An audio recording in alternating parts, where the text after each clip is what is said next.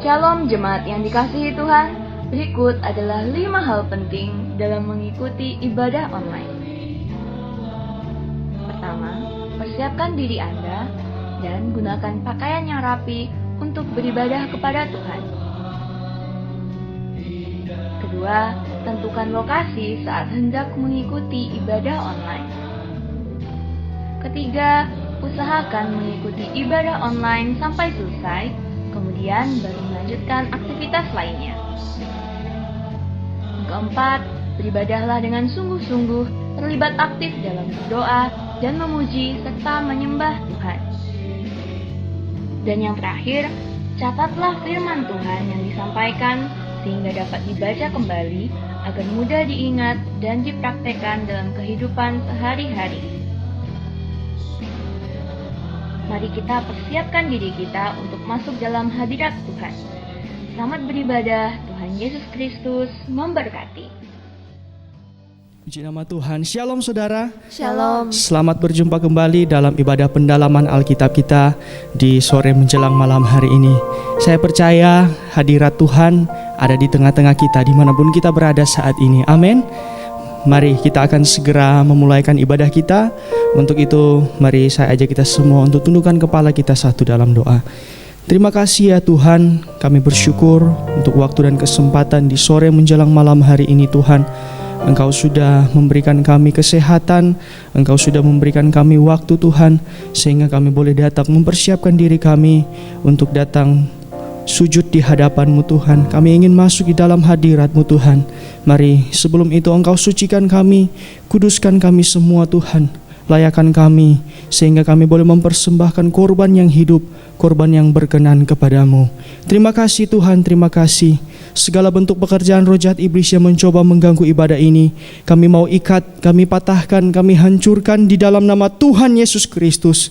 Biarlah darah-Mu yang terus tutup bungkus kami Tuhan. Biarlah Engkau yang menjaga ibadah ini sertai lindungi Tuhan. Di dalam nama Tuhan Yesus Kristus. Haleluya. Amin. Terima kasih Tuhan untuk kesetiaan-Mu dalam hidup kami. Kini kami datang sujud menyembah-Mu Tuhan, menaikkan pujian penyembahan yang terbaik hanya bagi-Mu. Mari sama-sama katakan sungguh besar. Sungguh besar setia-Mu, nyata sepanjang hidup kami, nyata di sepanjang hidupku. Darah-Mu telah layakan kehidupanku. Tiada kata yang bisa, tiada kata yang bisa lukiskan indahnya Kau Tuhan. Bagi-Mu segala pujian dan kemuliaan. Ku tinggikan, oh, ku tinggikan Engkau Tuhan, melebihi segalanya, lebih dalam ku menyembah dalam roh dan kebenaran selamanya.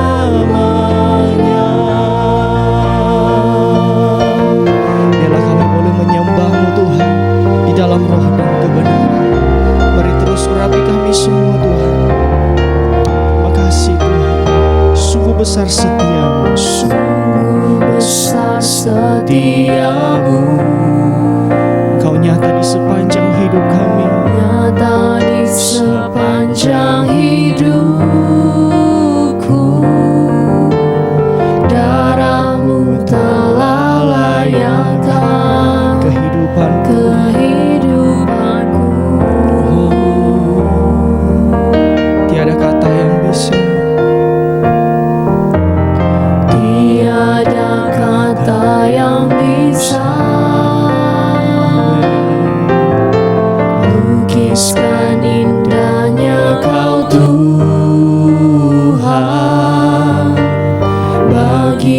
segala pujian, segala pujian hanya bagimu, segala kemuliaan.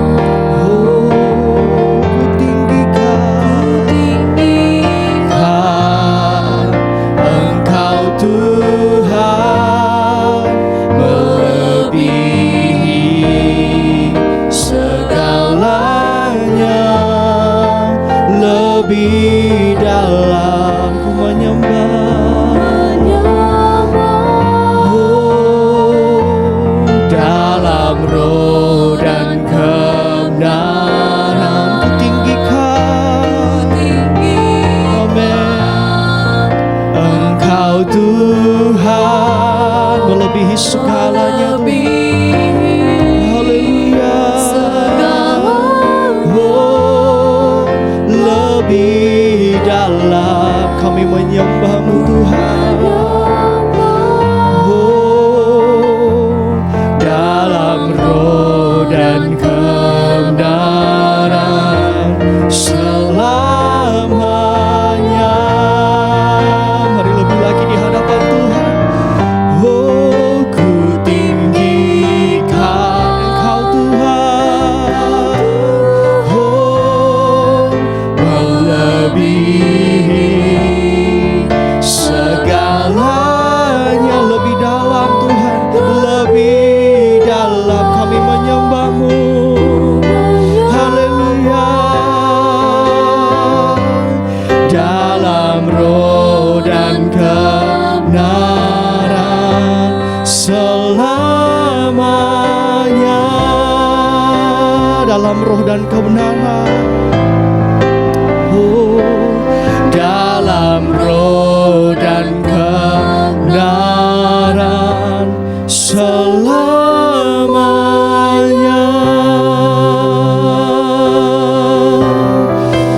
Oh, selamanya kami tinggikan Engkau Tuhan, selamanya kami menyembah-Mu Tuhan.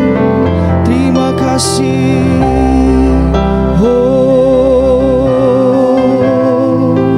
haleluya. Angkat suaramu, angkat hatimu, sembah Dia. Terima kasih Tuhan.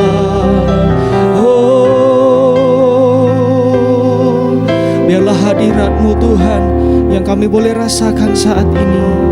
Itulah yang menjamah setiap pribadi kami Tuhan, bahwa kami masuk lebih dalam, lebih jauh lagi di hadirat-Mu Tuhan. Kami rindu untuk menyembah-Mu Tuhan. Mari naikkan ucapan syukur-Mu. Oh, haleluya. Haleluya.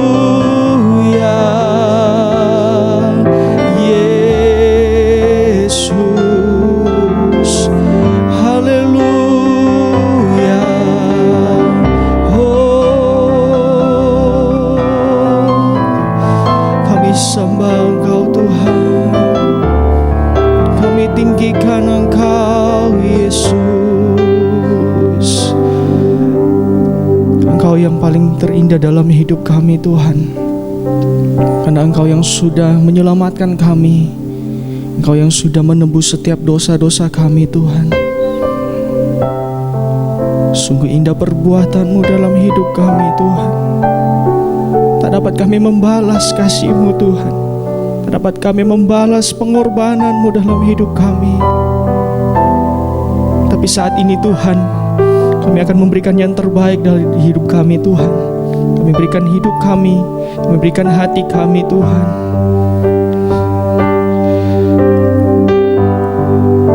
Sungguh besar pengorbanan-Mu dalam hidup kami.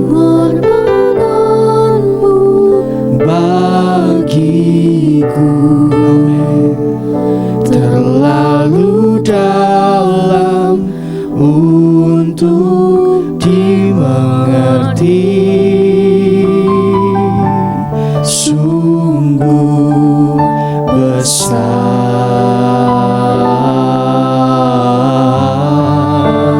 sungguh indah yang Kau pikirkan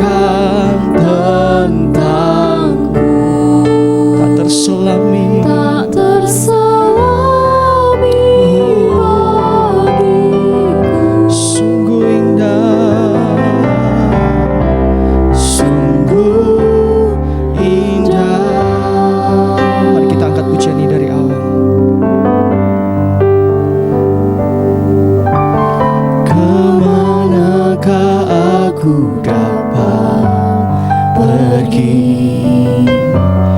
menjauhi rohmu yang suci, kau sahabat,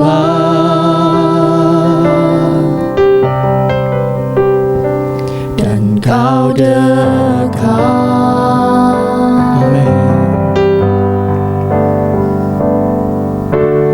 Bahkan seluruh pengabdianku tak bisa membalas kesetiaanmu, sungguh mulia dan berharga, dan berharga. Mari sama-sama katakan, Sungguh besar pengorbananmu Tuhan. Terima kasih Tuhan, terlalu dalam untuk dimengerti. sungguh indah, Sungguh besar,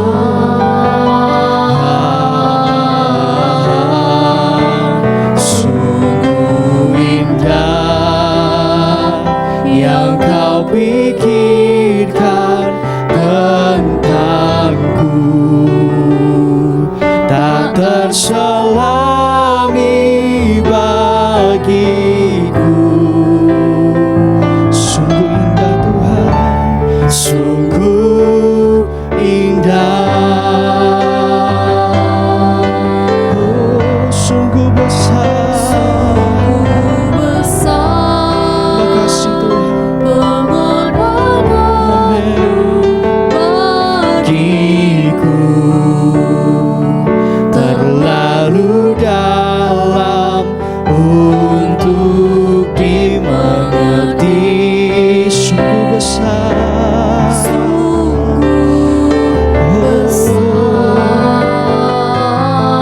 Haleluya Yesus. Sungguh indah yang kau pikirkan tentangku, tak terselami bagiku. Sungguh indah, Sungguh indah. mari sekali lagi saudara sambil angkat tanganmu. Sungguh besar, oh terima kasih Tuhan. Amin. Bagiku terlalu dalam untuk dimengerti. Sungguh besar,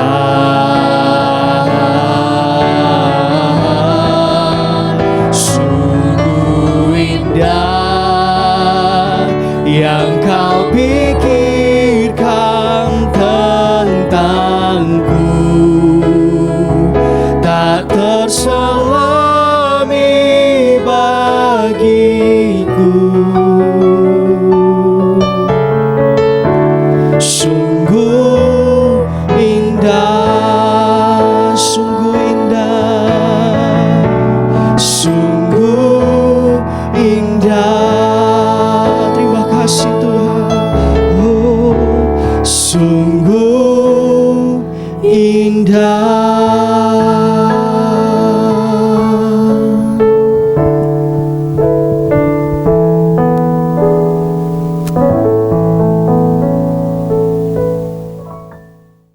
Tuhan Yesus, Engkaulah yang terbaik, termulia, dan layak disembah, diagungkan. Tidak ada Allah yang lain yang kami puja kecuali Engkau Tuhan. Engkaulah yang berfirman, Engkau yang mengajari kami seperti Bapa mengajari anak-anaknya.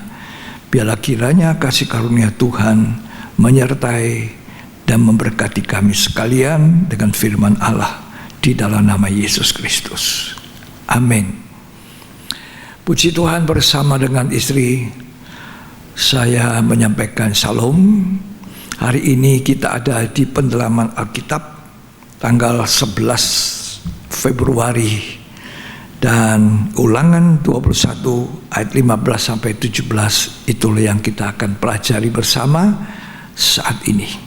Mari kita akan mendengar dan membaca bersama Ulangan 21 ayat 15 sampai 17. Apabila seorang mempunyai 2 orang istri, yang seorang dicintai dan yang lain tidak dicintainya, dan mereka melahirkan anak lelaki baginya, baik istri yang dicintai maupun istri yang tidak dicintai, dan anak sulung adalah dari istri yang tidak dicintai, maka pada waktu ia membagikan warisan harta kepunyaan kepada anak-anaknya itu, tidaklah boleh ia memberikan bagian anak sulung kepada anak dari istri yang dicintai, merugikan anak dari istri yang tidak dicintai, yang adalah anak sulung. Tetapi ia harus mengakui anak yang sulung, anak dari istri yang tidak dicintai itu, dengan memberikan kepadanya 2 bagian dari segala kepunyaannya, sebab dialah kegagahannya yang pertama-tama, dialah yang empunya hak sulungan. Puji Tuhan. Mengenai kesulungan atau hak sulung ini, Alkitabiah, kesulungan pertama kali disebutkan di kitab Kejadian pasal 4. Di situ disebutkan persembahan Habel dari kambing domba yang sulung. Sudah ada kata kesulungan. Jadi kesulungan atau hak kesulungan atau kata sulung itu sudah ada jauh sebelum Musa lahir. Bangsa Israel ada jauh sebelumnya. Mari kita lihat apa yang terjadi, diawali dengan cerita tentang hak kesulungan ini, ya. Ishak berdoa kepada Tuhan untuk istrinya, mandul. Nah, ini suami yang baik. Dia tidak bilang, aduh kalau begitu kamu mandul, aku kawin lagi, aku menikah lagi ya, aku cari lagi istri. Tidak. Ishak berdoa untuk istrinya yang mandul. Jadi anaknya yang kemudian kita ketahui adalah anak kembar, yang kemudian pula kita tahu namanya Esau dan Yakub, itu adalah hasil doa daripada Ishak. Ya, seharusnya anak-anak itu merupakan hasil doa daripada orang tuanya. Ya, tapi mari kita lihat lanjutnya bagaimana Esau dan Yakub kemudian lahir dari kandungan Ribka, dan Esau adalah anak yang sulung, sedangkan Yakub itu adalah anak yang kedua atau merupakan adik daripada Esau. Jadi di sini kita lihat bahwa Esau adalah pemegang hak kesulungan, berkat sulung, kedudukan yang sulung. Tapi Yakub adalah yang kedua. Namun bagaimana kita lihat pada cerita selanjutnya, kalau kita baca Alkitab, kita kembali kepada Alkitab, kita kembali kepada firman Allah yang dicatat di kitab Kejadian, bahwa akhirnya Esau itu yang anak sulung, punya hak sulung, punya kedudukan sulung, punya berkat yang sulung. Saudara tahu tadi yang kita baca bahwa berkat sulung itu 2 kali. Untuk anak sulung itu berkatnya 2 kali. Ya, kalau seorang bapak mempunyai 3 anak, maka anak sulungnya itu 2 kali lipat dari anak kedua dan ketiga. Itu berkat sulung, berkat yang double. Ya, tetapi karena Esau memandang ringan hak sulungnya, maka jatuh kepada Yakub. Dikatakan dia mempunyai hak sulung tapi memandang ringan hak kesulungan. Coba kita baca Kejadian 25 ayat 34. Lalu Yakub memberikan roti Ya. dan masakan kacang merah itu Ya. pada Esau. Ya. Ia makan dan minum, lalu berdiri dan pergi. Ya. Demikianlah Esau memandang ringan hak kesulungan itu. Jadi dia memandang ringan hak sulungnya. Dia tukar hak sulungnya, dia tukar kedudukan sulungnya, dia tukar juga berkat sulungnya dengan hanya sepiring sup kacang merah dari adiknya Yakub. Alkitab berkata dia memandang ringan hak sulung. Bahkan di Ibrani 12 dikatakan dia mempunyai nafsu yang cabul. Coba Ibrani 12 ayat 17. Sebab kamu tahu bahwa kemudian ketika ia hendak menerima berkat itu, ia ditolak, sebab ia tidak beroleh kesempatan untuk memperbaiki kesalahannya. Ya. Sekalipun ia mencarinya dengan mencucurkan air mata. Ya. Terus sebelumnya ayat 16. Janganlah ada orang yang menjadi cabul, Jangan menjadi cabul, atau yang mempunyai nafsu yang rendah, nafsu yang rendah seperti Esau. seperti Esau. Esau ini tidak bisa mengendalikan nafsunya, termasuk nafsu makannya. Dia relakan hak sulung, berkat sulung jatuh kepada adiknya. Yakub bukan sulung, tapi sekarang berkat itu sudah dia pegang. Kejadian 27. Coba baca di perikopnya. Yakub diberkati Ishak sebagai anak sulung. Nah, akhirnya Yakub yang menerima berkat sebagai anak sulung dari Ishak pindah berkatnya Esau kepada Yakub. Tapi sesudah Esau mengetahui bahwa berkat sulungnya, hak sulung, kedudukan sulungnya diambil oleh Yakub, dia menjadi marah. Dia dendam pada Yakub. Dia mau membunuh adiknya. Inilah orang yang tidak fair. Dia salah tapi tidak mengkoreksi salahnya di mana. Ya. Dia malah mau membunuh adiknya. Lalu adiknya lari meninggalkan rumah, pergi ke rumahnya Laban. Dan di Laban itu yang adalah saudara ibunya, di sana dia bekerja pada Laban, tetapi dia jatuh cinta pada Rahel. Ya, ini ceritanya. Dia jatuh cinta pada Rahel. Lalu dia ingin menikahi Rahel. Tapi Laban berkata, kamu harus kerja 7 tahun lebih dahulu untuk mendapatkan Rahel. Ya. Jadi Yakub bekerja 7 tahun untuk mendapatkan Rahel. Dan dikatakan 7 tahun itu dirasanya hanya sebentar. Karena cinta. Kalau kita cinta kepada Tuhan, maka kita suka lama dengan Tuhan. Duduk di kaki Tuhan seperti Maria, terus mendengarkan firman Tuhan. Kita mau lama di dalam doa penyembahan kita. Kalau kita cinta pada Tuhan, cinta itu mengalahkan segalanya. Puji Tuhan. Nah, kembali saya soal Yakub. Dia kerja betul-betul 7 tahun.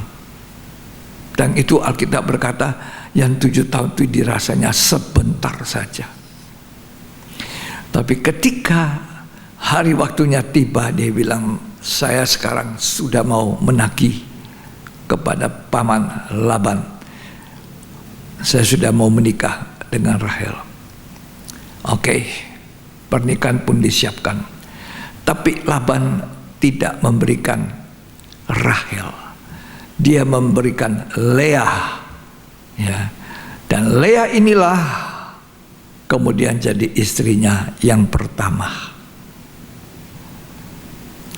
Tapi ketika Yakub melihat ini bukan Rahel, Lea, dia keberatan. Tapi Laban berkata, genapkan dulu 7 hari, baru aku berikan Rahel kepadamu. Tapi ditambah syarat yang lain, kamu harus kerja lagi 7 tahun. Jadi untuk mendapatkan Rahel, dia harus kerja 14 tahun. Betapa cintanya dia kepada Rahel. Demikianlah kisah ini yang mengingatkan kita tadi yang kita baca di Ulangan 21 ayat 15 sampai 17. Seharusnya anaknya Lea yang lahir dari Yakub yang disebut sebagai anak sulung itulah Ruben. Jadi kalau menurut Ulangan pasal 21 ayat 15 sampai 17 tadi, Ruben itulah yang harus dapat berkat 2 bagian. Tetapi kenyataannya, karena Ruben tidak tahu mengekang kesuciannya, tidak dijaga, tidak mengekang nafsunya, tidak tahu mengekang nafsunya, dan kesuciannya tidak dapat dijaga, maka Ruben jatuh dengan petiduran ayahnya sendiri. Gugurlah Ruben dari kesulungan. Kita melihat bahwa di sini bagaimana kesulungan bisa gugur dengan dosa seks, dosa perzinahan, dosa percabulan. Kita mesti hati-hati. Ya. Kejadian 49 ayat 3 dan ayat 4. Ruben, engkaulah anak sulungku, kekuatanku dan permulaan kegagahanku. Ya. Engkaulah yang terutama dalam keluhuranku. Ya. Yang terutama dalam kesanggupan. Ya. Engkau yang membual sebagai air, tidak lagi engkau yang terutama. Tidak lagi engkau terutama. Terus, sebab engkau telah menaiki tempat tidur ayahmu. Ya, engkau sudah menaiki tempat tidur ayahmu dengan salah satu gundi ayatnya. Terus, waktu itu engkau telah melanggar kesuciannya. Nah, kau melanggar kesucian tempat tidur ini. Tempat tidur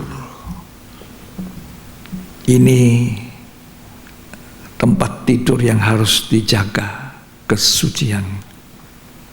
Ya. Ruben gugur. Nah, lalu jatuhnya pada siapa? Jatuhnya pada Yusuf. Yusuf anak dari istri yang dicintai. Ya.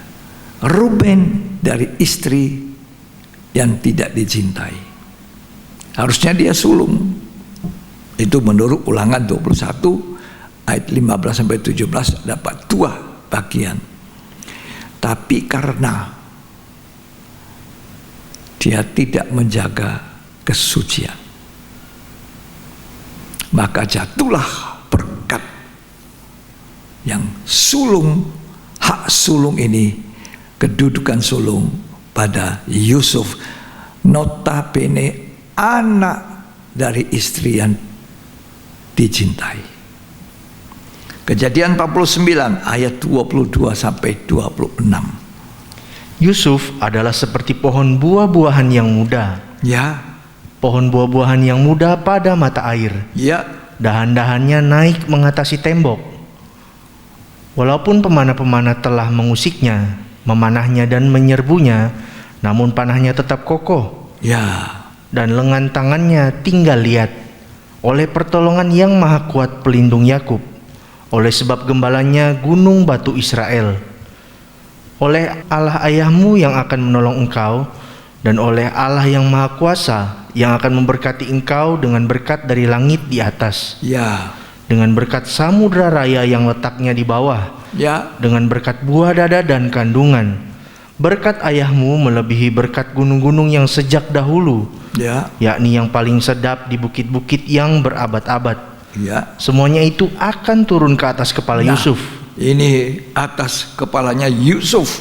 Terus, ke atas batu kepala orang yang teristimewa. nah ini orang istimewa ini, punya hak sulung, kedudukan sulung, berkat yang sulung. Terus, Di antara saudara-saudaranya. nah di antara semua saudaranya, Yusuf itu yang istimewa. Sekian. Jadi Yusuf yang dikatakan anak sebetulnya dari istri yang dicintai, tapi dia sudah merupakan anak ke-11. Harusnya bukan hak sulung pada Yusuf. Tapi kalau kita lihat kehidupan Yusuf, itu kehidupan yang benar, kehidupan yang suci. Dia tidak suka kejahatan. Ya. Dia adalah anak yang baik. Dia membantu ayahnya menggembalakan kambing domba ayahnya ketika usianya masih sangat muda, 17 tahun. Dan di dalam usia yang muda ini, Yusuf sudah diberi penglihatan ketika tidur bahwa dia akan jadi apa kelak oleh Tuhan. Yusuf adalah orang yang sangat benar. Ketika dia mendengar dan melihat perbuatan saudara-saudaranya yang jahat, dia nggak tahan, dia kasih tahu ayahnya. Berarti hatinya Yusuf itu hati yang benar. Kemudian Yusuf mau dicelakai oleh saudara-saudaranya, akhirnya dijual dan sampai di rumah Potifar. Itu ujian berat bagi Yusuf. Istrinya Potifar senang kepada Yusuf, tertarik kepada pemuda ini. Berhari-hari Alkitab berkata, Yusuf dibujuk untuk tidur bersama dia. Tapi Yusuf menolak. Sampai satu hari Yusuf itu harus bayar mahal. Ketika dia dipaksa untuk berbuat yang tidak pantas, tidak suci, maka Yusuf menanggalkan jubahnya, dan jubah inilah kemudian dijadikan bukti oleh istri Potifar yang melaporkan kepada Potifar apa yang dibuat oleh pemuda Ibrani ini, dan akhirnya Yusuf dijebloskan dalam penjara. Ya, inilah kira-kira kisah selanjutnya kita bisa ikuti terus sampai tujuan akhir apa maunya Tuhan untuk kita semua. Ya, bukan hanya bangsa Israel, bukan hanya Ishak, bukan hanya Yusuf, bukan hanya Yakub.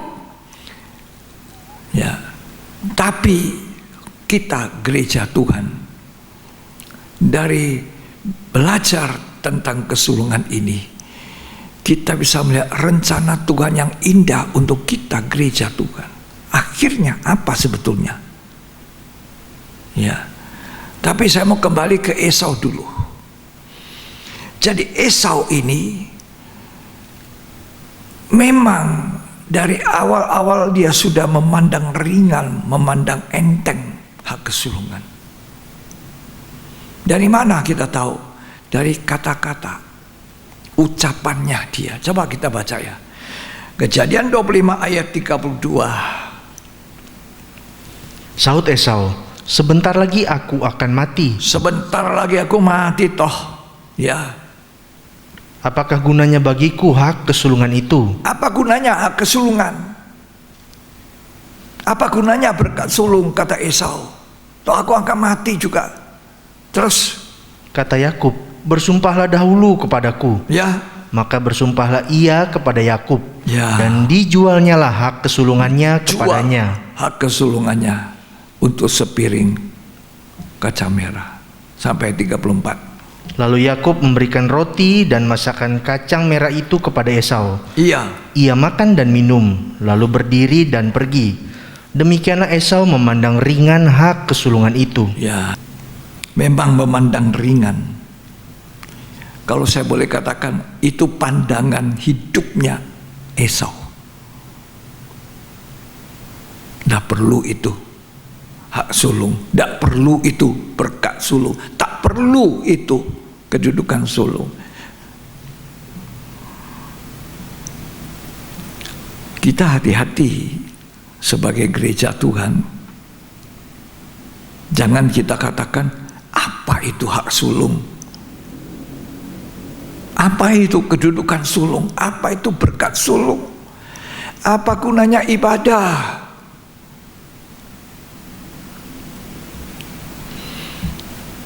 Apa gunanya melayani? Jangan kita berkata apa gunanya ibadah. Ibadah itu kata Rasul Paul lebih daripada latihan badani.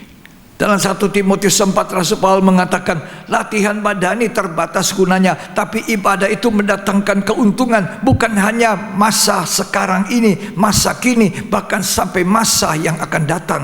Ibadah itu berguna. Nah, kalau sekarang kita onsite tidak ada sementara.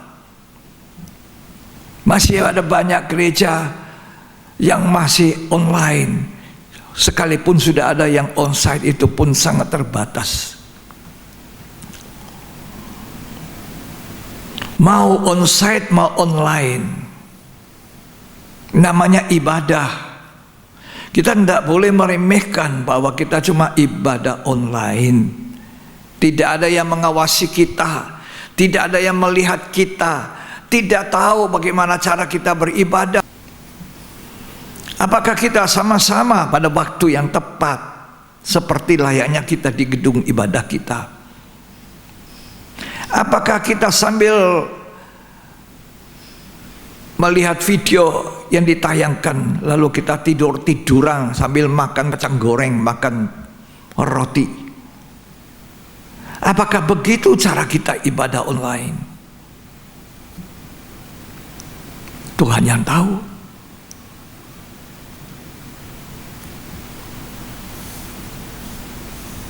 Namanya ibadah. Ibadah itu mendekatkan diri dengan Allah, melayani Allah.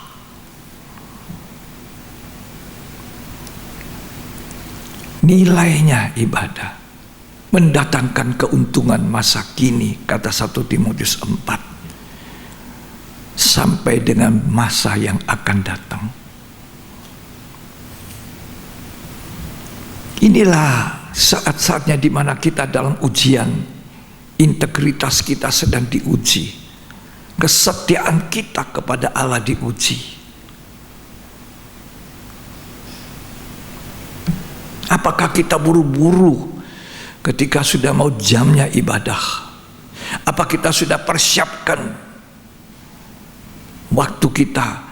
Apakah kita sudah persiapkan ruangan yang istimewa untuk kita dan keluarga?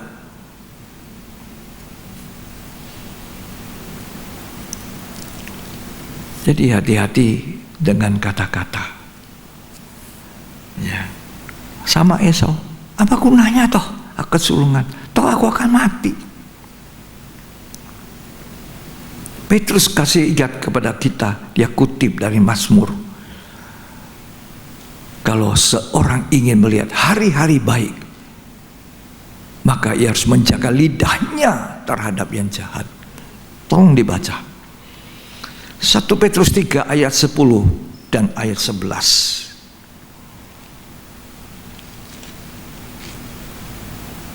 Siapa yang mau mencintai hidup dan mau melihat hari-hari baik, ia harus menjaga lidahnya terhadap yang jahat, ya, dan bibirnya terhadap ucapan-ucapan yang menipu. Nah, hati-hati dengan ucapan bibir kita kalau mau melihat hari-hari yang baik. Terus ia harus menjauhi yang jahat, ya, dan melakukan yang baik. Ya, ia harus mencari perdamaian dan berusaha mendapatkannya. Ini Mazmur 34 juga mengatakan demikian. Inilah yang dikutip. Petrus. Mazmur 34 ayat 12 sampai 14. Jadi perjanjian lama dikutip oleh Petrus di perjanjian baru dalam surat Petrus. Ya, silakan. Marilah anak-anak, dengarkanlah aku. Ya. Takut akan Tuhan akan kuajarkan kepadamu. Kalau orang takut Tuhan, dia bisa mengendalikan kata-katanya, tidak sembarangan. Terus, siapakah orang yang menyukai hidup? Siapa yang cinta hidupnya? Yang mengingini umur panjang untuk menikmati yang baik. Ya, melihat yang baik. Jagalah lidahmu terhadap yang jahat. Nah, jaga lidahmu. Terus, dan bibirmu terhadap ucapan-ucapan yang menipu. Ucapan yang tidak betul. Terus, jauhilah yang jahat. Jauhilah yang jahat. Dan lakukanlah yang baik. Lakukan yang baik. Carilah perdamaian, ya, dan berusahalah mendapatkannya. Jadi hati-hati seperti Esau. Setiap kali kecewa, capek, yang keluar itu kata-katanya yang negatif. Itulah hidupnya dia, pandangan hidupnya. Jadi ini bukan kata-kata biasa, tapi ungkapan dari hati. Karena itu Alkitab berkata, jaga hatimu dengan segala kewaspadaan. Setiap kata yang keluar dari mulut kita itu adalah luapan dari hati kita. Jadi hati dengan hatimu. Tuhan hanya memberkati orang yang hatinya berkenan kepadanya, hatinya ada takut kepadanya, hatinya suci.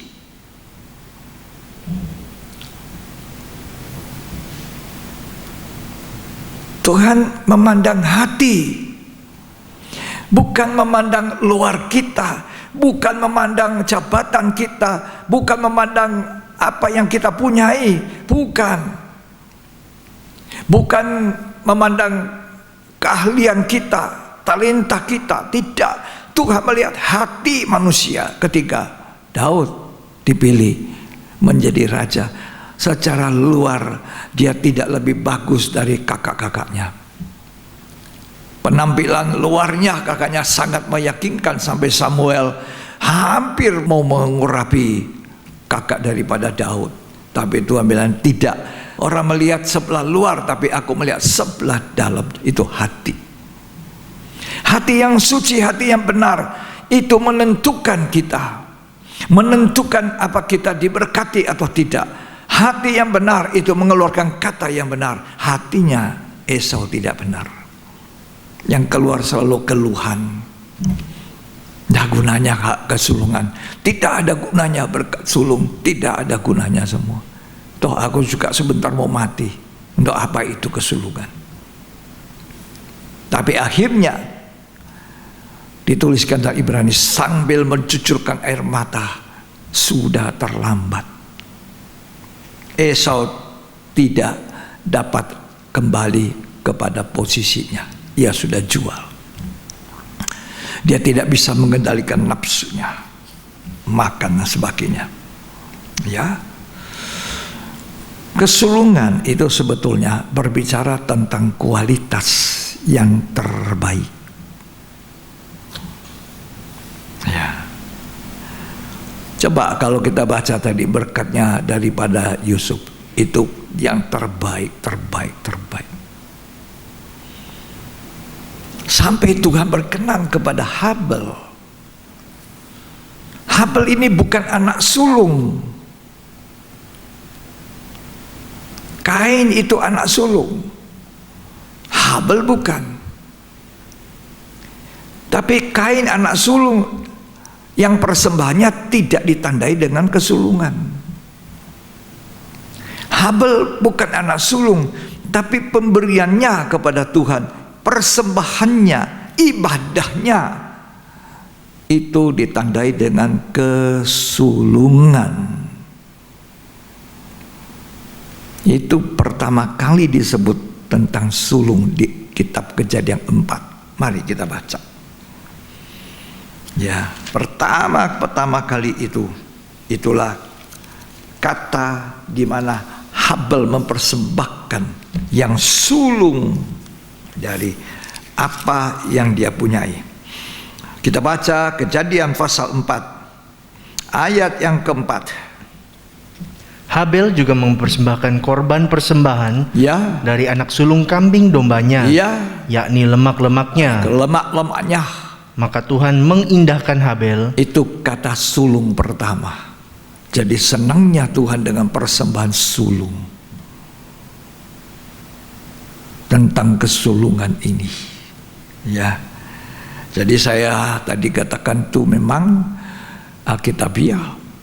Nah, persembahannya itu kenapa berkenan? Coba kita baca, dia berikan apa yang terbaik. Ya. Tolong dibaca lagi ayat 4. Habel juga mempersembahkan korban persembahan Ya. dari anak sulung kambing dombanya. Anak sulung, dia pilih anak sulung. Terus Yakni lemak-lemaknya. lemak-lemaknya. Maka Tuhan mengindahkan Habel Ya. dan korban persembahannya itu. Ya, karena ada mutu. Ada kualitasnya. Kualitas terbaik. Ibadah kita harus menjadi ibadah dengan kualitas terbaik. Pelayanan kita juga harus pelayanan yang terbaik dan kualitas yang terbaik. Dan itu semua berasal dari hati kita. Kita perlu tingkatkan ibadah kita sampai kepada ibadah yang berkenan. Paulus berkata dalam Roma, supaya persembahan hidup kita merupakan persembahan yang kudus, berkenan. Itu ibadah yang sejati. Jadi kalau kita lihat persembahan Habel dan permintaan Rasul Paulus, maka saya bisa mengatakan persembahan yang sulung itu berbicara tentang kualitas, mutu. Ada juga orang yang memberikan kembali persembahan sulung. Ya, persembahan sulung dari hasilnya, hasil pertamanya. Ya. Tapi kita tidak bicara soal materi jumlahnya. Ya. Bukan jumlah yang menentukan. Itu kualitasnya, mutunya, bagaimana orang itu mengutamakan Tuhan.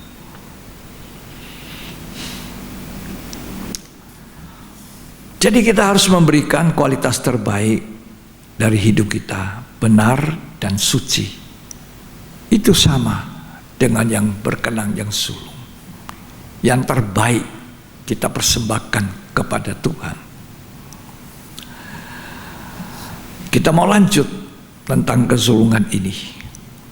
Bangsa Israel itulah bangsa yang disulungkan Tuhan. Ini bangsa Israel sudah ada.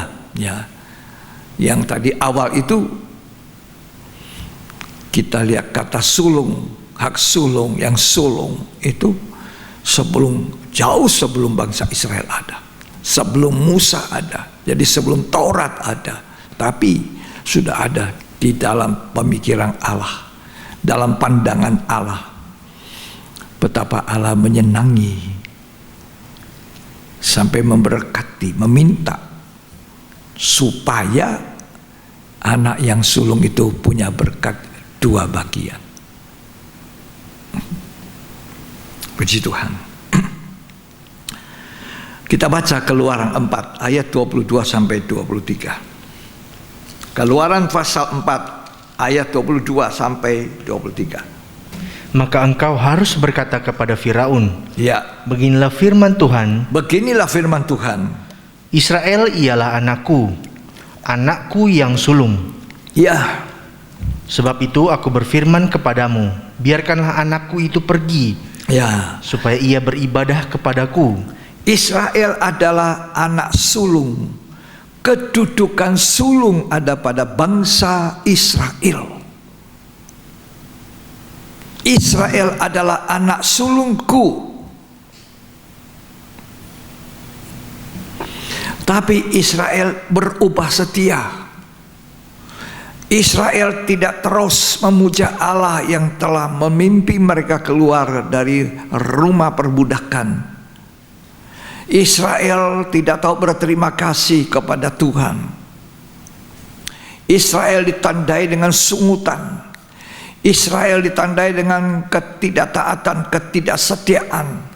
Akhirnya kedudukan dan hak sulung itu dipindahkan dari bangsa Israel kepada bangsa lain, bangsa kafir. Itulah kita, gereja Tuhan. Oleh iman kita diterima oleh Tuhan seperti carang yang kemudian dicangkokkan, dicacak kepada tempat dari bangsa Israel yang dipotong. Tadinya Israel, sekarang Israel dipotong karena tidak percaya, karena tidak taat, karena tidak setia. Allah yang harusnya disembah, mereka beralih kepada berhala, dan bangsa Israel bukan lagi yang sulung. Kalau Esau karena nafsu cabul, Ruben jatuh oleh karena nafsu seks. Kalau bangsa Israel jatuh karena tidak setia dan menyembah berhala, tidak taat. Kita melihat contoh Esau, contoh Ruben, contoh bangsa Israel. Untuk kita tidak tiru. Kita ini disebutkan sebagai bangsa Israel rohani yang dicacat, dimasukkan sebagai anggota tubuh Kristus. Kita harusnya mengatakan, Tuhan terima kasih, ini kemurahan, ini kebaikan Tuhan. Aku belajar setia, aku belajar jadi orang yang baik, yang benar. Kita bukan apa-apa. Bangsa Israel itu orang istimewa. Ya. Coba kalau kita baca Roma 8 ayat 23.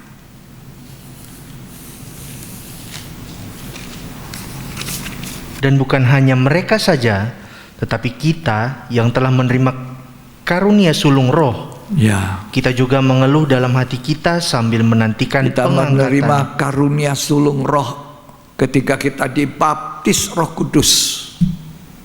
Jadi ketika saya percaya Tuhan, saya terima Yesus, saya bertobat, disucikan oleh darah Yesus. Kita dijadikan benar hanya oleh darah Yesus. Darahnya Yesus yang kita harus hargai. Darahnya Yesus.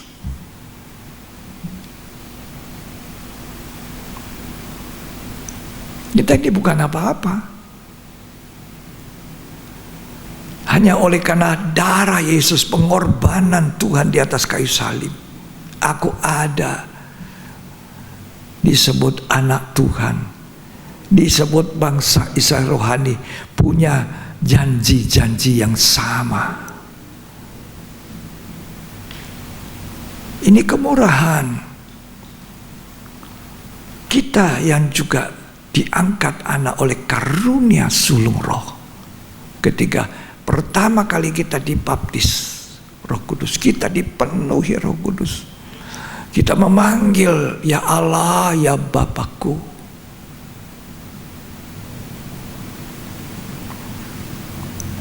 Kita didudukan sebagai anak-anak sulung. Kalau kita baca tujuan akhir, kita ngerti tujuan akhirnya Tuhan menjadikan kita sebagai anak sulung oleh kemurahan, oleh anugerah, kasih karunia. Jangan kita sia-siakan. Kita baca Ibrani 12 ayat 22 dan 23. Tetapi kamu sudah datang ke Bait Sion, kamu sudah datang terus ke kota Allah yang hidup, ke Bukit Sion, ke kota Allah yang hidup. Yerusalem surgawi. Yerusalem surgawi, bukan Yerusalem yang ada sekarang yang ditangisi oleh Tuhan. Terus, dan kepada beribu-ribu malaikat, ya, suatu kumpulan yang meriah, ya, dan kepada jemaat anak-anak sulung. Jemaat anak-anak sulung, tubuhnya Kristus. Lanjut. Yang namanya terdaftar di sorga. Namanya terdaftar di sorga, jemaat anak-anak sulung. Jadi yang terdaftar dalam kitab kehidupan itu karena percaya, karena hidup dijaga, hidup benar, hidup suci, menghargai anugerah Tuhan ini, tetap setia pada Tuhan, melayani dengan cinta kepada Tuhan, hati yang jujur, hati yang tulus. Itu namanya ada di kitab kehidupan. Dan ada waktunya jemaat anak-anak sulung itu semuanya berkumpul di Yerusalem surgawi.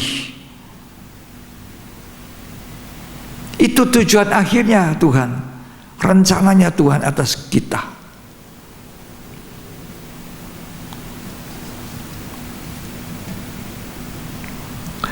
Kalau saja kita tahu harganya, namanya kesulungan itu. Kalau kita baca tadi Ibrani 12, kita merindukan kita ada di Yerusalem baru, Yerusalem surgawi, setara dengan Kristus. Kristus itu disebut anak sulung. Jadi kita dijadikan sulung, anak-anak sulung, supaya setara, sederajat dengan Yesus Kristus, menjadi mempelai wanitanya, dia mempelai laki-laki, setara, sebanding. Pada akhirnya tidak punya cacat celah, tidak punya kerut noda. Tapi kita harus siap selalu dibersihkan oleh firman Tuhan. Jangan kita meremehkan firman Allah. Kita hargai firman Allah. Dan orang yang menghargai firman Allah adalah orang yang menghargai hak sulungannya dia. Kadang-kadang kita meremehkan. Tapi jangan. Firman Allah adalah firman Allah. Harusnya kita katakan ya dan amin.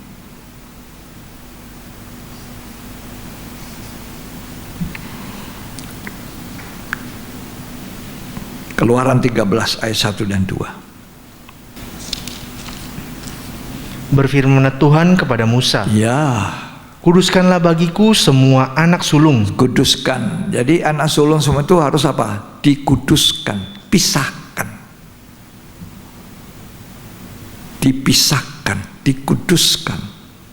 Terus semua yang lahir terdahulu, semua yang lahir terdahulu dari kandungan pada orang Israel, ya, baik pada manusia maupun pada hewan, ya, akulah yang empunya mereka. Nah, milik Tuhan itu. Yang sulung itu milikku, baik hewan maupun manusia. Ya. Jadi setiap yang sulung itu dikuduskan.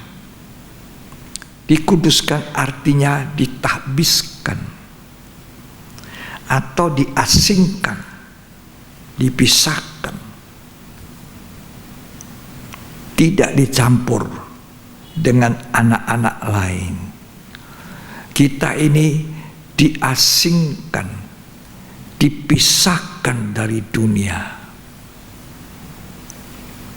Dunia ini akan binasa. Sekarang sedang lenyap. Jangan kita hidup seperti orang dunia. Pola pikir dunia. Hatinya syarat pesta pora, cinta kepada dunia. Kita sadar bahwa kita oleh ketebusan, oleh karunia sulung roh, kita diangkat menjadi anak angkat dari budak. Budaknya dosa, budak dari hawa nafsu. Kita diangkat oleh kemurahan Tuhan, oleh karunia sulung roh. Kita berseru ya Abba, ya Bapakku, dan kita menjadi miliknya. diasingkan, ditahbiskan, dikuduskan, dipisahkan dari dunia, dari dosa, dari kejahatan. Esau tidak, Ruben juga tidak. Malah Esau menghina hak sulung itu. Untuk apa itu hak sulung? Ya, jadi memang Alkitabiah tentang kesulungan. Ya, saya tidak bisa menjelaskan lebih jelas. Cuma apa yang Tuhan berikan, ya ini. Tapi saudara bisa menelaah, membaca, ya, mempelajari, meneliti. Apa memang ada itu kesulungan, ada itu hak sulung, ada berkat sulung, ada kedudukan sulung, ada. Dari Kejadian pasal 4 sampai kitab Wahyu. Tadi kita sudah baca Ibrani 12. Sampai satu waktu kita disebut apa? Anak sulung yang terdaftar kumpulan meriah. Ya, Yerusalem surgawi. Terpujilah Tuhan. Ya, jadi kita belajar kesulungan ini sangat penting. Alkitabiah sampai Wahyu, coba kita baca ya. Wahyu 14 ayat 1 sampai ayat 5. Kitab Wahyu pasal 14 ayat 1 sampai ayat 5. Dan aku melihat sesungguhnya anak domba berdiri di bukit Sion, dan bersama-sama dengan dia 144.000 orang, dan di dahi mereka tertulis namanya dan nama bapanya. Dan aku mendengar suatu suara dari langit bagaikan desau air bah, dan bagaikan deru guruh yang dahsyat. Dan suara yang kudengar itu seperti bunyi pemain-pemain kecapi yang memetik kecapinya. Mereka menyanyikan suatu nyanyian baru di hadapan tahta dan di depan keempat makhluk yang tua-tua itu. Dan tidak seorang pun yang dapat mempelajari nyanyian itu selain daripada 144.000 orang yang telah ditebus dari bumi itu. Ini 144.000 orang asli bangsa Israel, bukan bangsa lain. Terus mereka adalah orang-orang yang tidak mencemarkan dirinya dengan perempuan-perempuan. Perhatikan, mereka menjaga kekudusannya, kesuciannya. Terus karena mereka murni sama seperti perawan. Sama seperti perawan. Bangsa Israel yang sekarang ditinggalkan nanti akan disulungkan Tuhan juga. Bangsa Israel akan disulungkan kembali. Ya, cuma sedikit sisanya, kata kitab Roma. Sisa dari sekian banyaknya bangsa Israel, cuma sisa sedikit yang diselamatkan. Sisa sedikit sekali yang kemudian dimasukkan ke dalam tubuh Kristus bersama dengan bangsa-bangsa lain. Ya, baca terus. Mereka adalah orang-orang yang mengikuti anak domba itu. Mereka ikut anak domba. Tidak lagi disalibkan. Dulu orang Israel, Yahudi yang menolak menyalibkan. Terus kemana saja ia pergi, ya, mereka ditebus dari antara manusia. Tebus dari antara manusia sebagai korban-korban sulung bagi Allah. Buah sulung bagi Allah. Terus dan bagi anak domba itu. Ya. Dan di dalam mulut mereka tidak terdapat dusta. Begitu sucinya sampai kata-katanya pun tidak ada yang dusta. Terus mereka tidak bercela, tidak ada celah. Ya. Ini 144.000 orang Israel. Gak ada bangsa lain di situ. Dari jumlah itu bangsa Israel murni. Ya, ditebus dari antara manusia menjadi buah sulung. Disulungkan. Israel disulungkan, tapi cuma sedikit. Kalau kita baca kitab Roma pasal 9, pasal 11, bagaimana bangsa Israel itu dicangkok kembali, tapi sisanya dari jumlah yang besar seperti pasir di laut cuma sisa sedikit. Tapi dari 144.000 orang yang dikatakan ditebus, tidak mencemarkan diri. Mereka mengikuti anak domba dengan setia. Bangsa Israel dulu tidak setia, berubah. Padahal Allah berkata, Israel anak sulungku, kata Keluaran 4. Tapi bangsa Israel tidak setia.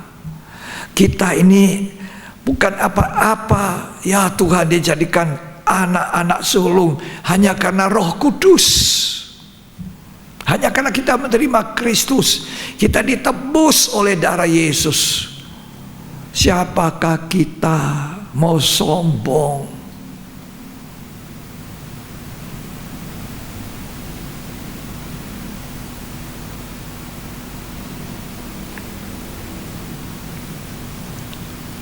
Kalau ada dosa yang dibenci Tuhan, dosa sombong.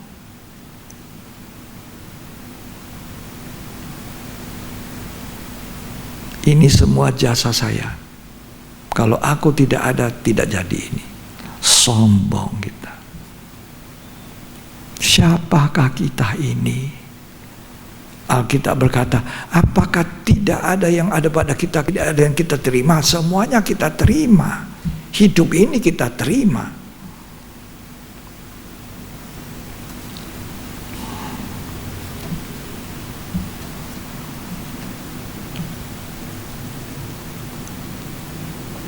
Ditebus, itu harganya penyelamatan. Saya ditebus oleh darah. 144.000 orang itu dari Israel ditebus. Dan harga penebusannya adalah darah Yesus Kristus. Darah anak domba Allah. Itu darah Yesus yang harus kita hargai. Untuk kita tidak sombong. Selama kita meninggikan korban Yesus, salibnya Yesus, kita tidak akan pernah jadi sombong. Karena disitulah Allah yang menjadi manusia rendah hati, taat sampai mati. Yang mengosongkan dirinya menjadi manusia. Bahkan bukan hanya manusia sebagai anak, tapi dia mengambil kedudukannya lebih rendah menjadi seorang hamba. Taat sampai mati. Seperti seorang penjahat di atas kayu salib. Siapakah kita ini kalau kita selalu menjunjung dan menghargai korban Tuhan Yesus, salibnya Yesus? Tidak pernah kita jadi sombong. Tidak mau.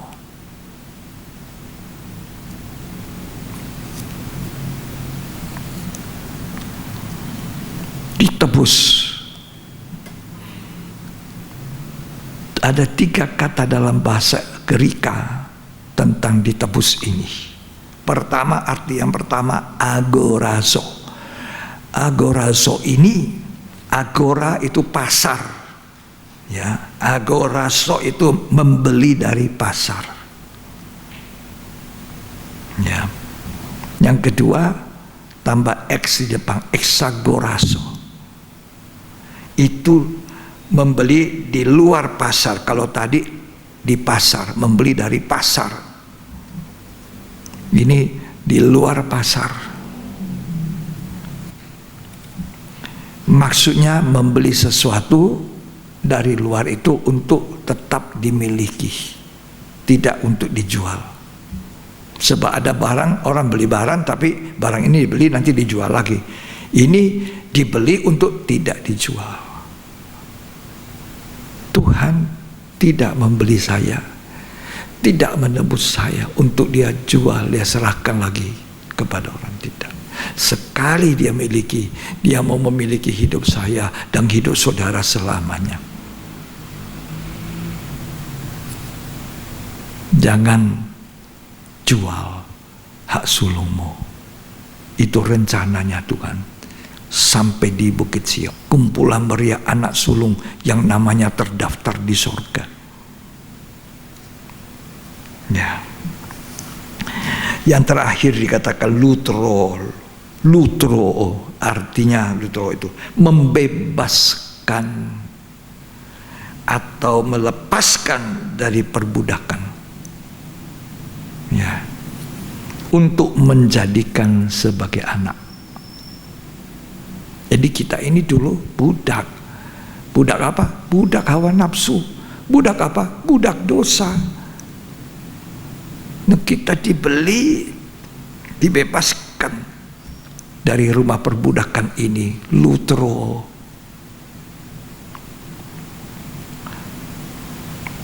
Penebusan lutero ini mengakhiri perbudakan.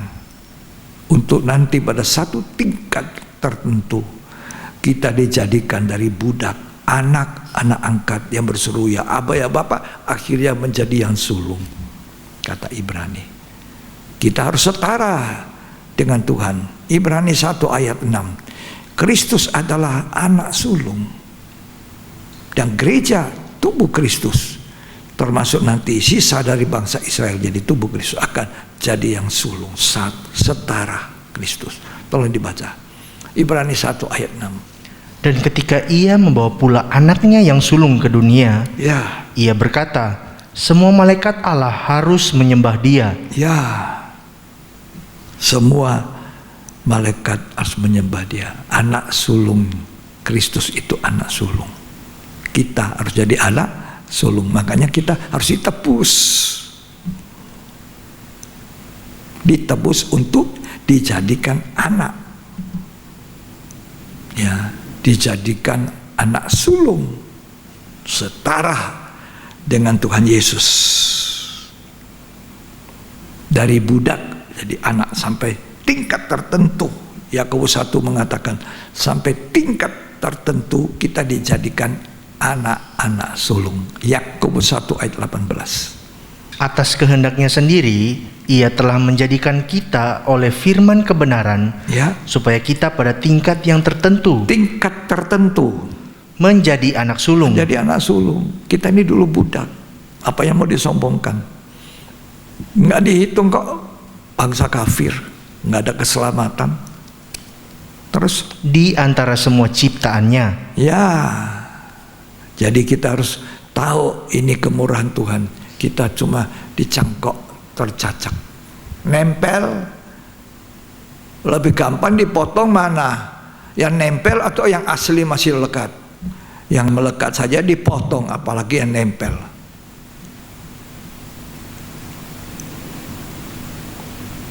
Ya. Galatia 4 ayat 4 sampai 7. Perhatikan baik-baik. Tetapi setelah genap waktunya, maka Allah mengutus anaknya yang lahir dari seorang perempuan dan takluk kepada hukum Taurat. Ya. Ia diutus untuk menebus mereka. Menebus. Ya, tadi ada 3 kata itu ditebus: agorazo, exagorazo, dan lutero. Itu ada perbedaannya. Terus ya. Yang takluk kepada hukum Taurat. Ya. Supaya kita diterima menjadi anak. Nah, kita menjadi anak diterima. Ini kalau bukan korban Kristus, siapa kita? Budaknya dosa, berakhir kepada maut. Terus, dan karena kamu adalah anak, maka Allah telah menyuruh roh anaknya, Roh Kudus, masuk dalam kita. Jangan diduka-citakan. Terus ke dalam hati kita, ya, yang berseru, ya Aba, ya Bapa. Allah Bapa kita di sorga. Terus jadi kamu bukan lagi hamba. Kita bukan hamba lagi, melainkan anak. Anak. Jikalau kamu anak, maka kamu juga adalah ahli-ahli waris oleh Allah. Kita ini ahli waris kerajaan sorga. Terus dahulu ketika kamu tidak mengenal Allah, ya, kamu memperhambakan diri kepada Allah-Allah yang pada hakikatnya bukan budak. Allah. Kita ini dulu budak. Budaknya apa? Penyembah berhala, dosa, apalagi. Terus, tetapi sekarang sesudah kamu mengenal Allah, atau lebih baik sesudah kamu dikenal Allah, ya, bagaimanakah kamu berbalik lagi kepada roh-roh dunia yang lemah jangan berbalik sekian. Tuhan bilang setialah. Ya, jangan seperti Esau, mendan ringan hak sulungnya, berkat sulung. Untuk apa toh itu semua? Tidak ada gunanya. Nanti toh saya mau mati. Ya sudahlah, ambillah. Nah, gitu. Jadi cerita tadi di dalam Ulangan 21 ayat 15-17 itu cerita yang ada tentang Yakub. Istrinya Yakub itu, istrinya pertama tidak dicintai, Lea. Kemudian istri yang kedua itu Rahel, dicintai. Tapi istrinya Lea, harusnya Ruben, anak sulung, gugur. Jatuhnya ke anaknya Rahel. Ya, anaknya Rahel, yaitu Yusuf, anak ke-11. Berkatnya double, 2 bagian. Ya, tapi kita melihat rencana terakhirnya Allah. Ya, yaitu kita semua jadi anak-anak sulungnya. Jaga itu. Jangan kembali ke dunia, ke dosa, roh dunia. Terus rendah hati setiap hari, memperbaiki. Kalau ada yang salah, belum ada tuh orang sempurna. Perbaiki apa yang salah, apa yang kurang, diakui dengan jujur, rendah hati. Kok sombong? Ya, tidak ada apa-apanya kita ini. Maka kemurahan Tuhan ditebus. Kita sekarang milik Kristus, biarlah milik Kristus selamanya. Tidak dijual lagi. Tuhan Yesus memberkati kita. Ya, jadi kesulungan ini cerita ada di Alkitab. Kita harus pahami ya tentang kesulungan, buah sulung, karunia sulung roh. Apa yang harus kita buat supaya menjaga berkat sulung kita, hak sulung kita, supaya nanti di kumpulan meriah di Bukit Sion, Yerusalem surgawi, kita terdaftar sebagai anak sulung yang namanya kita ada di kitab kehidupan, tidak dihapus. Tuhan Yesus memberkati. Tuhan mengancam jemaat Sardis, kalau kamu tidak menjaga kesucian pakaian, kehidupan itu pakaian, ada yang sudah menodai pakaiannya, mencemarkan, aku akan hapuskan namamu dari kitab kehidupan. Tapi orang yang berjaga itu akan diberi pakaian putih yang sedemikian, pakaian lenan putih berkilauan, kata Wahyu 19. Itulah perbuatan benar dari orang-orang kudus. Terpujilah Tuhan. Mari kita mensyukuri kebaikan Tuhan.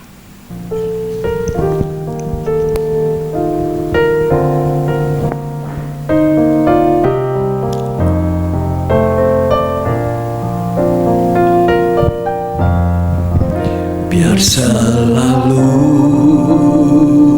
Tuhan ku tinggikan korbanmu, tinggikan korbanmu di hidupku. Ku tak ingin Tuhan melepaskan diriku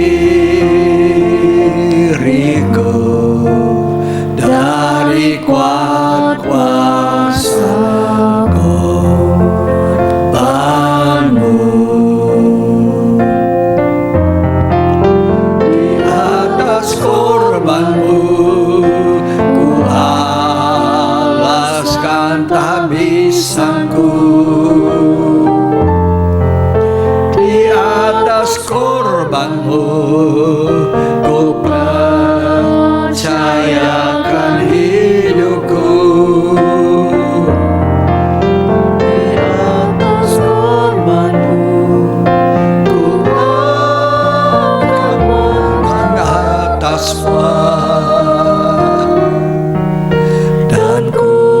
menjadi milikmu selamanya.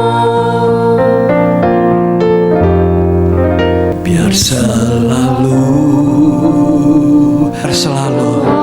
Tuhan, kami tinggikan korban Tuhan,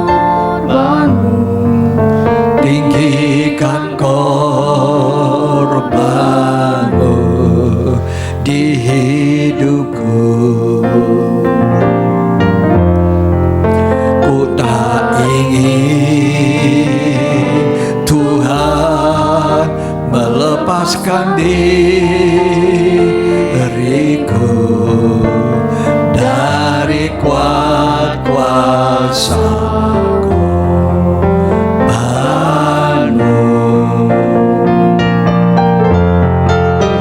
Di atas korban-Mu ku alaskan habisanku. Di atas korban-Mu ku percayakan hidupku. Di atas korban-Mu ku akan menang atas dan ku menjadi milikmu selamanya. Kita ditebus untuk tidak dijual lagi, ditebus sekali untuk selamanya, menjadi milik Tuhan dengan harga darah yang mahal. Di kayu salib itu tergantung Allah sendiri yang jadi manusia. Dia merendahkan dirinya, mengosongkan diri, mengambil rupa seorang hamba, budak, taat sampai mati. Dan itu sebabnya satu hari kelak, kalau kita setia, kita tetap menjaga kehidupan kita, kesucian, tetap rendah hati. Orang yang melihat Yesus di kayu salib tidak akan menjadi sombong, karena di sanalah orang disalibkan itu rendah hatinya luar biasa.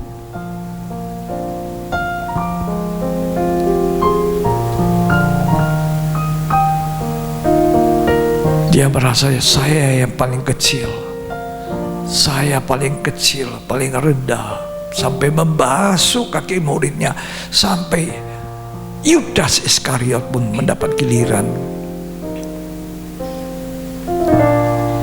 Betapa Tuhan itu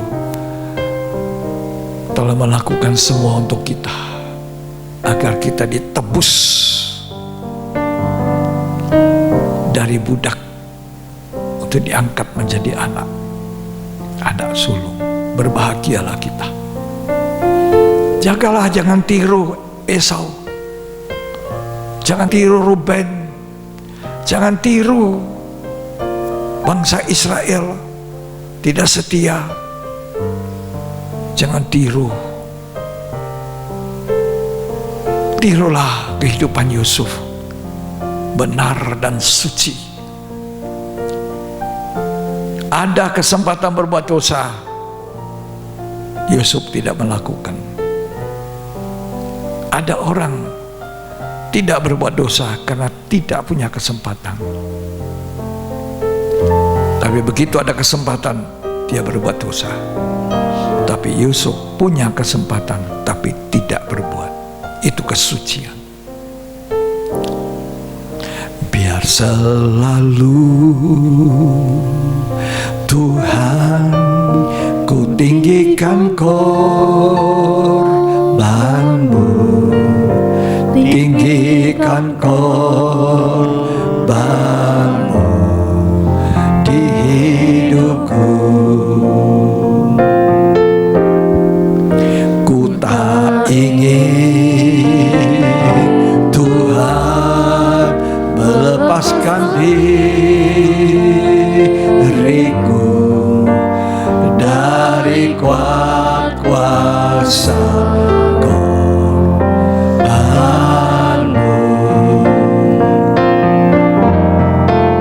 Di atas korbanmu ku alaskan tabisanku.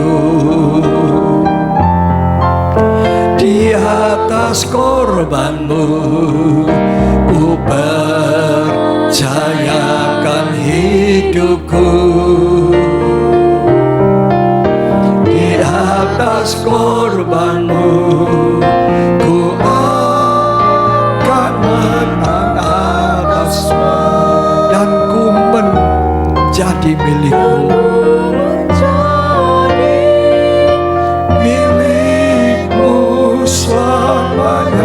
Menjadi mempelai wanitamu Yesus. Di atas korbanmu, siapa yang merindukan menjadi mempelai wanita Tuhan yang mau menghargai korban Yesus? Mari di rumah-rumah kita angkat tangan kita menyembah Tuhan. Haleluya, Rabbaya Rabbasaka. Oh haleluya, kemurahan-Mu Tuhan tidak akan sia-siakan, kebaikan-Mu tidak akan kami sia-siakan. Haleluya, haleluya, haleluya, menjadi milik-Mu selamanya. Oh Rabbaya Rabbasaka, Rabbaya Rabbasaka. Kami menyembah Engkau Tuhan, tidak ada yang lain yang kami puja, kami sembah. Engkau Yesus satu-satunya. Engkau penebus kami. Kami milik-Mu Tuhan, yang Engkau tidak akan lepaskan dari tangan-Mu. Kecuali kami melepaskan diri, kami tidak mau melepaskan diri kami Tuhan. Oh haleluya, haleluya. Ku akan menang atas semuanya, dan ku menjadi milik-Mu selamanya. Terima kasih Tuhan. Terima kasih. Terima kasih Tuhan. Biarlah firman Allah menjadi bagian kami. Tinggal tetap, ajar kami Tuhan. Oh Roh Kudus, tuntun kami ke dalam seluruh kebenaran, supaya kami mempunyai kebenaran-kebenaran itu, dan kami jaga supaya Tuhan kami tetap ada di dalam perkenanan daripada Engkau. Terima kasih Tuhan. Terima kasih dalam nama Yesus Kristus. Amin. Puji Tuhan. Tuhan Yesus memberkati kita. Kita sudah mendengarkan tentang kesulungan, ya, dan kita mau belajar sendiri juga. Saudara belajar baca tentang kesulungan ini, sangat menarik, ya, untuk dipelajari, karena memang ada di Alkitab dan memang Alkitabiah, ya. Kiranya Tuhan menolong kita hari-hari selanjutnya, dan Tuhan memberkati kita. Mari kita akan selesaikan ibadah ini dengan doa. Berkat kita menyanyikan lagu Kami Memuji Kebesaran-Mu Tuhan.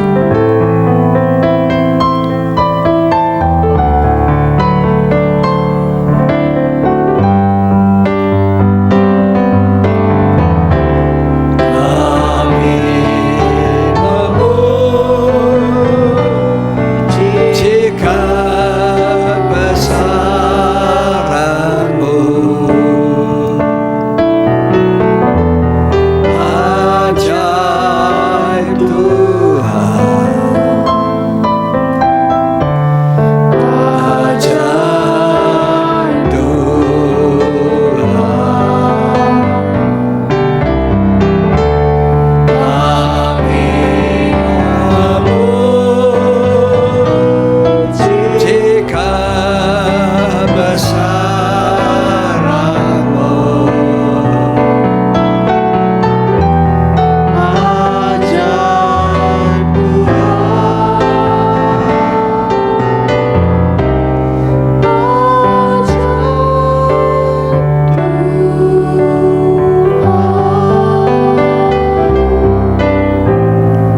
mau angkat tangan kita.